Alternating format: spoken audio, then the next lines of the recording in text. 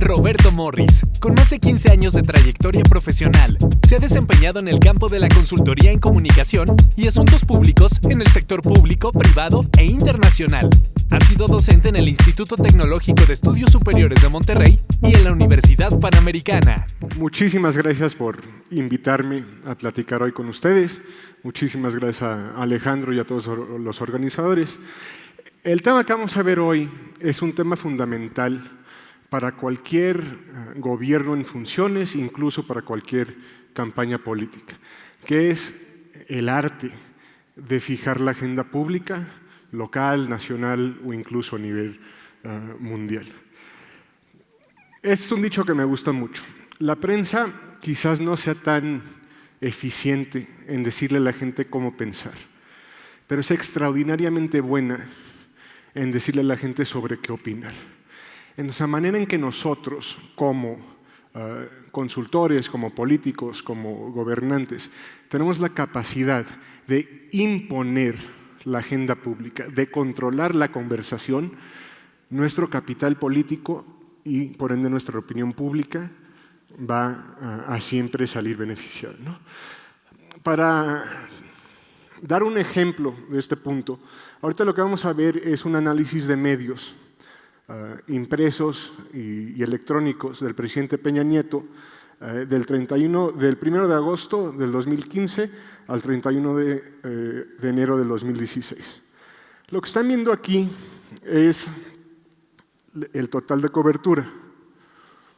Es como si fuera publicidad comprada, ¿no?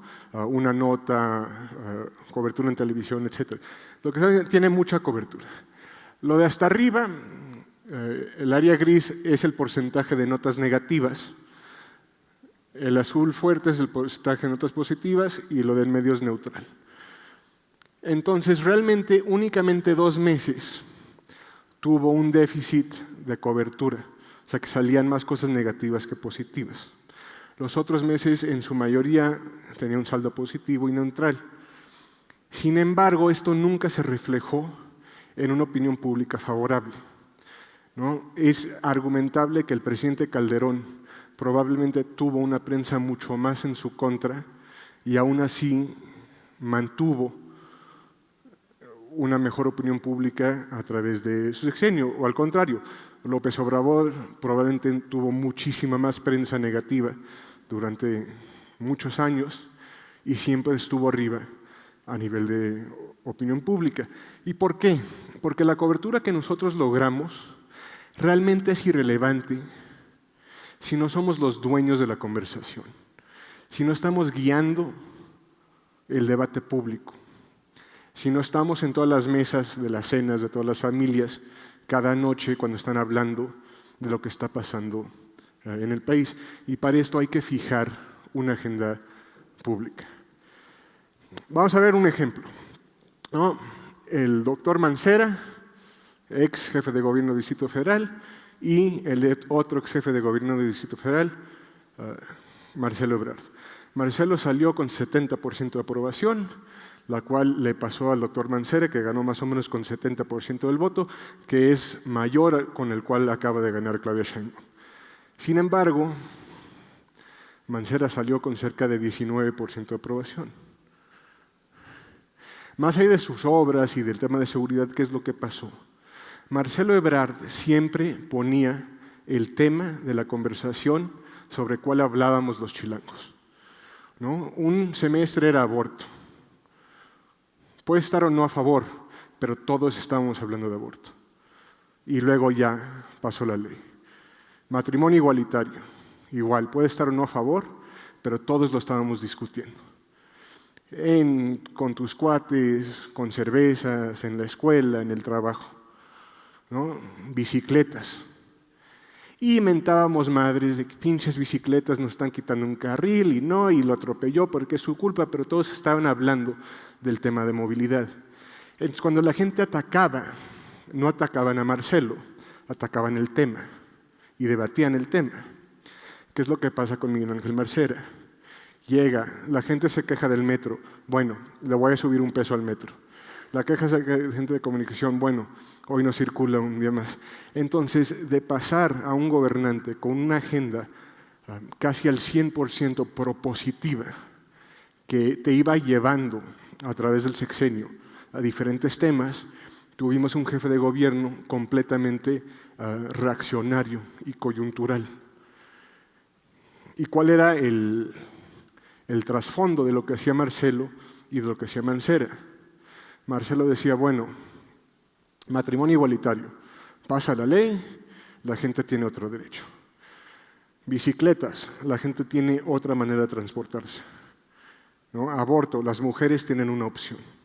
Mancera, te subo un peso, ya no puedes circular, te estoy poniendo cámaras. Todas las acciones políticas y cómo enmarcaba su mensaje Marcelo Ebrard, la gente ganaba algo, les daba derechos que no tenían, bicis que no tenían. Mancera les quitaba un peso, uno no circula, porque nunca supo enmarcar bien los mensajes y nunca supo llevar bien la conversación para que esos temas, esas políticas públicas, muchas veces necesarias, fueran aceptadas y bien vistas y entendidas por la gente. Y aquí es cuando vemos un modelo de fijación de agenda. Tenemos tres partes. La primera es aceptación. La segunda es apropiación o autoridad y la tercera es habilidad. Aceptación. Tú no puedes decirle a alguien que le vas a resolver un problema si esa persona no acepta que tiene un problema, ¿no? Es el gran problema con la agenda verde en los Estados Unidos. Es que vamos a resolver el cambio climático y mitad del país piensa que no hay nada que resolver, piensa que no es un problema, porque nunca han generado la aceptación de lo que significa. Los actores políticos tienen que aprovechar o generar un clima social para que sus propuestas y sus ideas sean aceptadas por la opinión pública y por la sociedad, ¿no? Darles visibilidad para que sepan que esos problemas existen y generar un clima de aceptación. Ahora, la primera premisa, hay un dicho en inglés que se llama read the room, lee el cuarto. Tú entras a una sala de juntas y todos tienen jeta. Tú tienes que interpretar ese estado emocional. Tú estás gobernando un país, estás gobernando un municipio, un estado, tú tienes que entender el clima social. Vamos a ver un poquito qué significaba esto para la acción que acaba de pasar. La corrupción en los medios. El sexenio pasado fue el sexenio que más impactos mediáticos relevantes a la corrupción generó en la historia moderna de México. Si tú juntas todas las notas de corrupción que se han generado desde la época de Fox hasta el 2017, más de la mitad se generaron durante el sexenio de Peña Nieto. Esto no significa que que hubieron más casos de corrupción, significa que los medios le dieron una relevancia importantísima. Segundo, esto es un estudio de Nodo, de humor social. Básicamente lo que estamos viendo aquí es que el 82% del país estaba enojado, ¿no? De esos, el 22% se sentía violento. ¿Qué significa sentirse violento? Significa que estás en el tráfico y alguien se te cierra y dices, puta madre, me quiero bajar y romperle el parabrisas. Ese es el estado de ánimo de los mexicanos. Era, probablemente sigue siendo, ¿no? A ver, ¿qué es lo peor que le puedes decir a una persona cuando está enojada? Estás peleando con tu novia, está enojadísimo, así dices, ¿eh? ¿Qué? Exactamente, tranquilízate. Tranquilízate, mi amor. ¿Cómo quieres que me tranquilice? Ok. Felipe Calderón y Peña Nieto llevaban 12 años diciéndonos a los mexicanos, tranquilícense. Es que la corrupción, ya chole, tranquilízate. Es que la inseguridad, tranquilízate. ¿Quién es el personaje que estaba enojado con nosotros durante 18 años? Andrés Manuel López Obrador. En ese sentido, tenemos que generar a través de la lectura una empatía emocional. Cuando tú le dices tranquilízate a una persona que está enojada, no estás aceptando su estado emocional, lo estás negando. Si tú te enojas con ellos, estás mostrando empatía, le estás diciendo te entiendo. No es nada nuevo, en todos los cursos de manejo de enojo, o sea, por ejemplo, si yo soy una persona que trabaja en Aeroméxico y llega un cliente enojadísimo, te dicen, nunca les digas que se tranquilicen, si te empiezan a gritar, tú tienes que levantar la voz para igualar su tono. Señor, ahorita vamos a resolver su problema. Y de ahí te vas bajando, ¿no?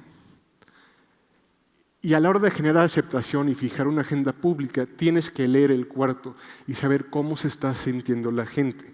¿Por qué creen que pega tanto este tema de los challenges? Porque están generando empatía social, ¿no? Thalía Challenge, bueno, todos vamos a portarnos igual de bromistas como Thalía, porque genera empatía. Recientemente, aquí en Puebla, hubo una boda, ¿no?, del señor César Yáñez, y salió en la portada de La Ola. La gente que estaba en contra de Andrés Manuel se enojó desde la boda. La gente que estaba a favor, la verdad es que no se importó. La gente que estaba a favor se enojó con la portada, porque eso ya pues, es algo físico. ¿Qué dijo Andrés Manuel? No era mi boda. Básicamente, tranquilícense. Y ahí se sintió en redes la agresión hacia cómo manejó ese tema. Ahora, lo que fue inteligente fue que cambió el tema, porque fijó agenda pública. Aceptación. Este es un caso de nulo trabajo de aceptación, el gasolinazo, ¿no? De un día para otro, tomen gasolinazo y aguántense. No hicieron la chamba comunicativa para al menos informar a la gente del por qué, generar un clima de aceptación, un clima de, oye, esto es necesario, ¿no? Comunicaron con esa soberbia de, tomen. ¿Por qué? Porque lo digo yo. Y fue un factor crítico en el despolme electoral priista. De aquí, un gobierno que comunica mejor hubiera hecho una campaña de sensibilización importante para las clases más perjudicadas, para que entendieran exactamente lo que hubiera estado pasando. No, jamás hubieran estado contentos, pero hubieran podido mitigar muchísimo la reacción tan violenta que se dieron. Okay. Entonces ya hice mi campaña de aceptación, ¿no? La persona acepta que la política pública, que el programa social, que mi candidato es algo necesario, que mi tema es algo necesario, que es importante generar un impuesto sobre la gasolina. El segundo paso es autoridad y apropiación. Yo, como instituto, como gobierno, como político, me tengo que posicionar como una autoridad en ese tema y abanderarlo como propio. Hay que apropiarse y volverse autoridad en el tema de fijar la agenda. ¿Para qué? Para que cuando la gente voltee, te vean a ti. El subcomandante Marcos, a través de la manera en que él salió a los medios de comunicación, pasaron muchas cosas. Sale el zapatismo, ¿no? Los ojos del mundo voltean a México. Antes de cualquier respuesta gubernamental, estaba este pinche hombre con su máscara y su pipa a través del internet, enfrente de las cámaras del mundo, explicándoles qué estaba pasando. Él se volvió, antes que el gobierno federal, antes que el ejército, antes que cualquier comisión de derechos humanos, la autoridad más importante en dictar qué estaba pasando en México ante el mundo. Eso fue lo primero que hizo. Lo segundo que hizo fue que enmarcó su mensaje para que no se tratara de una propuesta local, protesta local, sino de un movimiento mundial. ¿Por qué? Porque si hubiera salido y si los indígenas queremos tierras, etcétera, etcétera, pues a una persona italiana, francesa, española que estuvieron protestando en las embajadas, pues como que no les importa. Pero no, esto era en contra del neoliberalismo, ¿no? Y a través de ese mensaje y de la manera que se apropió, se unieron muchísimos jóvenes universitarios, se unieron muchas personas del mundo, todo a través del marco que generó para posicionar su tema. Entonces, el ejército zapatista básicamente impuso la agenda mundial noticiosa por un tiempo y a través de su manera de comunicar nos tuvo bastante atentos durante casi 20 años, hasta el actual momento que ya le bajaron un poquito, ¿no?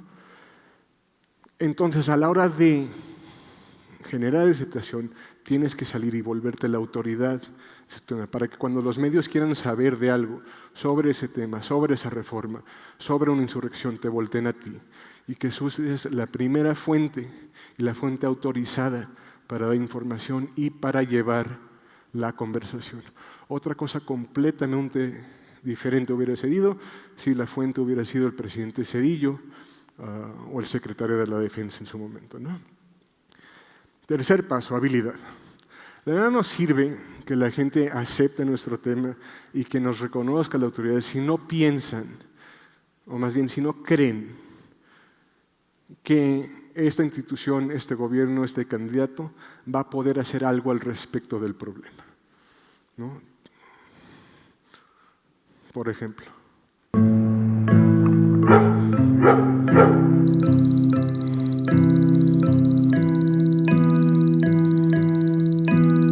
dicen que la educación es gratuita, pero a mi hija le está costando su vida.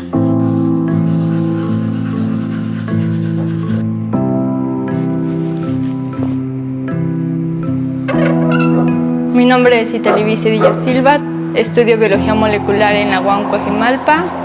He vivido aquí toda mi vida en Ecatepec. Salgo para tomar el camión a las 5, 5:15, para poder llegar a la escuela como a las 8, un poco antes.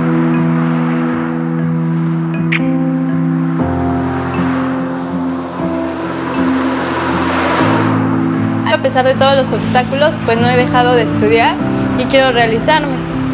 Hay veces como que el ambiente se siente pesado, no sé cómo explicarlo. El motivo por el que tuve que trabajar fue porque mi papá pues tuvo un accidente, entonces ya no alcanzaba realmente para poder ir a la escuela. Tenía que buscar un trabajo que me diera tiempo de estudiar. Por eso trabajo en shows infantiles, porque pues solo son los fines de semana y aceptaban a jóvenes.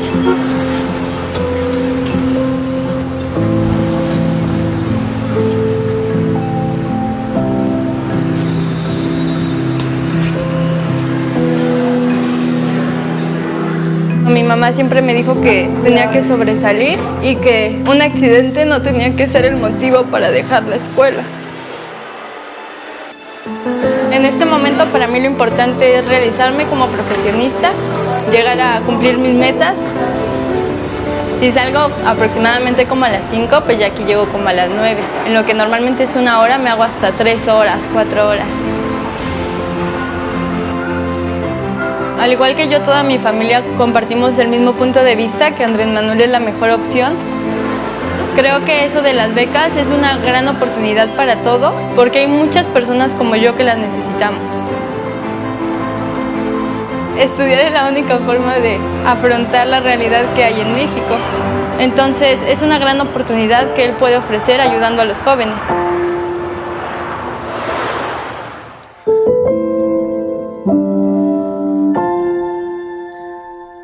¿Qué estamos viendo? Estamos viendo una gran empatía hacia un sector muy importante de la sociedad, ¿no? Se están poniendo en sus zapatos, entienden sus problemas y les están dando una salida. Están mostrando que van a tener la habilidad de solucionar este problema que es la educación en México. Porque si tú no te pones en los zapatos de las otras personas, va a ser muy difícil generar esa empatía que se necesitan. Ahorita hay un debate muy importante que es el aeropuerto, que justamente fue Andrés Manuel fijando la agenda pública nacional otra vez. Mucha gente dice, no, es porque hay consulta. ves las redes, es que la gente que no vuela, ¿por qué va a decidir? Lo que entiende esa gente es que los pobres no podemos opinar. Ese es el debate real. Ponte en los zapatos de esas personas que viven en Ecatepec, en Texcoco, que a las 5 de la mañana tiembla su casa porque un tráiler lleno de tezontle está saliendo de una mina. Y dice, o sea, tú estás diciendo que yo no puedo opinar. Y esa es la agenda. Si votan por uno o por otro, da igual. Es el sentimiento que está provocando. Veamos cómo funciona esto en un plan electoral. Primero, aceptación. What is the real story about jobs in America? President Obama says the economy's back, jobs are being created, but data published by the Bureau of Labor Statistics says that all the net gain jobs since 2007, 8 years ago, have gone to immigrants, all of them. We are a nation of laws. People have entered this country. Many of them, there were 642,000 crimes committed in Texas, and I sat through the security briefing with Governor Rick Perry. 642,000 crimes, including nearly 3,000 murders by illegal immigrants against Texas residents since 2008. So we have a problem, and many people might want a job or a better opportunity for their family, but they got to come legally. And those that bring drugs into the country, and those that, even ISIS then, if people can come over because they want a job, so can ISIS.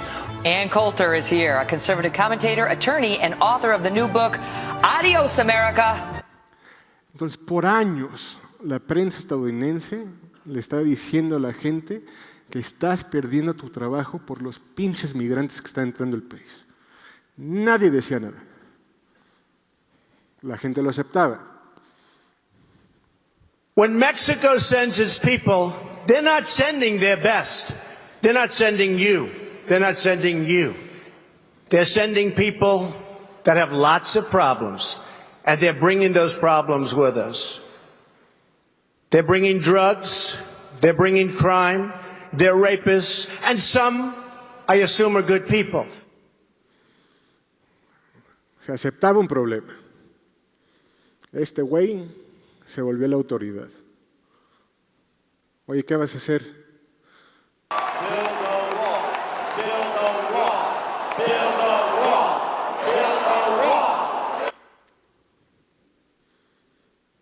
Aceptación, autoridad, habilidad. Trump no es el resultado, no es la causa, es el resultado del clima que se generó durante años desde Bush de violencia contra los migrantes en Estados Unidos. La conversación es la relación. Son gobernantes, son políticos, la conversación que ustedes detonen, que ustedes generen con los ciudadanos es la relación que van a tener. Yo sé exactamente qué decir si quiero que mi mamá se enoje conmigo. Sé exactamente qué decir si quiero ponerla de buenas. El tema es que nosotros seamos los que ponemos la conversación. No nos esperemos a que nos vengan a imponer la conversación. Muchísimas gracias.